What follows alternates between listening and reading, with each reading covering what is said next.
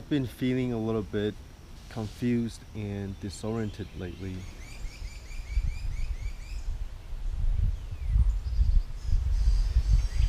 Like I've realized that everything that I was making, that I was trying to communicate something, and I didn't realize it at that time, but whatever that I was trying to show each and every one of you, it's something that really can't be shown.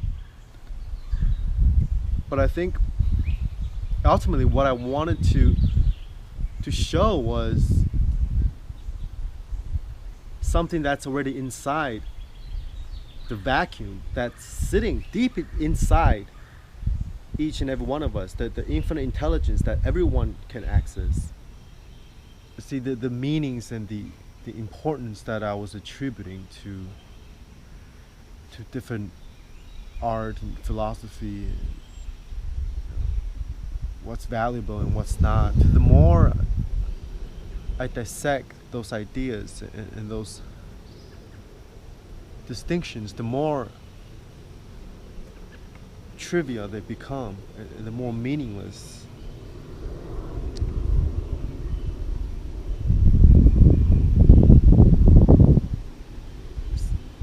Think of the dichotomy between,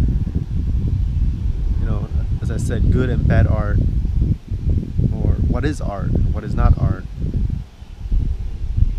what's considered deep and what's considered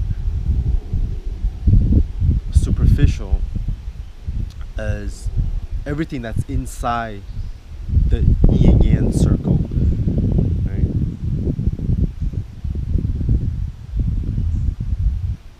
But there's a space outside of this circle that's completely different in the order of things.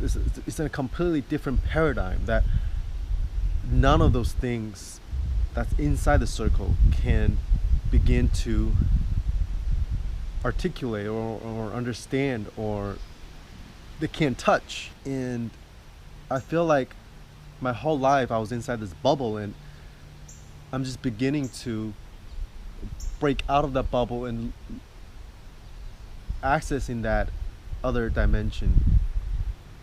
And of course there are people who are completely outside of the circle, and I'm still in the circle. It's just from time to time I'm poking through it.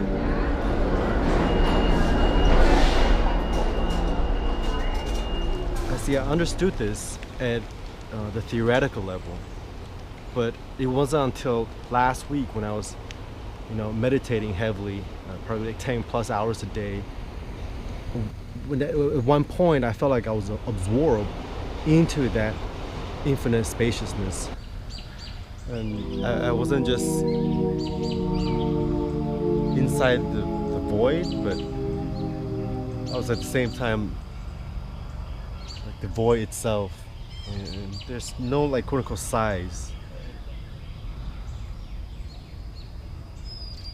And inside and outside just didn't make sense. The only time that I could think of that mimics that experience was when I smoked DMT. Except in DMT, compared to DMT, this seems so much more real. Like I felt like in this space more real than anything that I've ever experienced in my life. And DMT seems like such an artificial experience compared to that, where you still have the colors and the tunnels and the aliens, but at that space there was this nothingness, and I think that was one of the first times in my life that I've experienced this divine vibe. See, like I used to cling on to this like artistic vibe a lot, right? I'll have an experience and I'll say, oh, this is artistic, and I'll be like, oh, that's for me was like the peak experiences, right?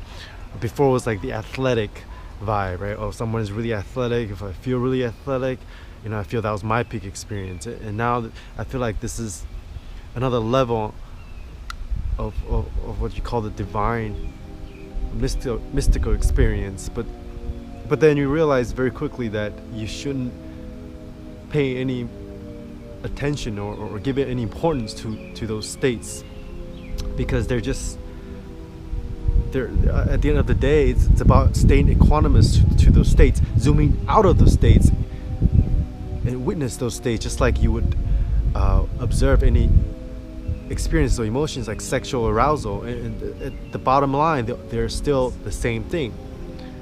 A religious experience and a sexual experience are different in the sense that they're in different locations, but they're still in the same spectrum of things.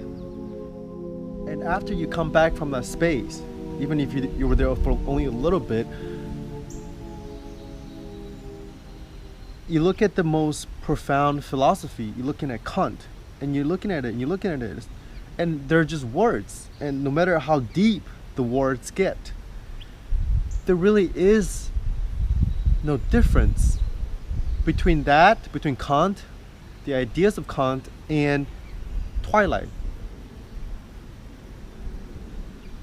There's really no difference between, getting high, getting drunk at a rave and listening to Mozart.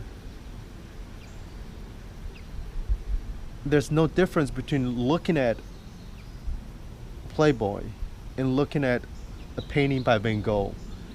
They're all just sensual pleasures in a sense. Words reconfigurating themselves in a slightly different manner, different combinations and sensory inputs, stimulating different parts of the brain. But from that perspective of the one reality, they're different only in degrees. Only in degrees, but not in kind.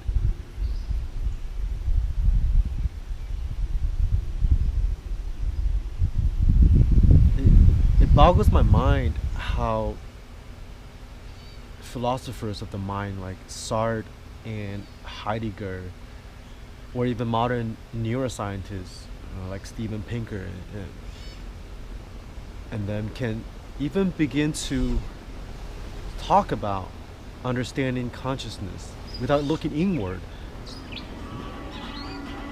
and having deep meditative experiences. And it's almost like they're just spending their whole lifetime writing sheet music scores of a symphony without ever having to hear the music itself, to play an instrument.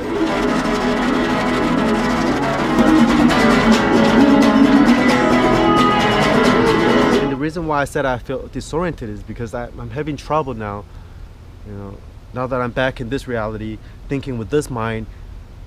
I'm having trouble integrating some of those experiences that I had.